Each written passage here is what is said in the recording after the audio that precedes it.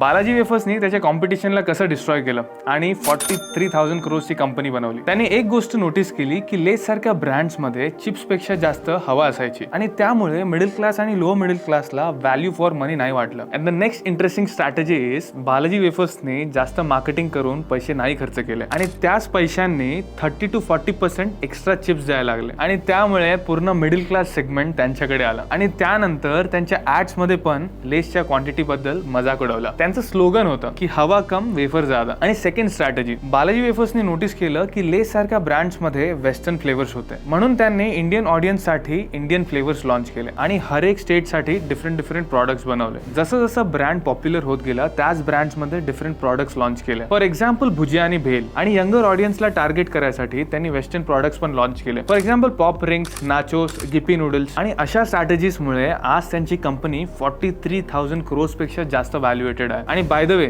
तुम्ही काय चूज करतात, लेस की बालाजी वेफर्स? कॉमेंट्स मध्ये सांगा आणि सबस्क्राईब करायला विसरू नका.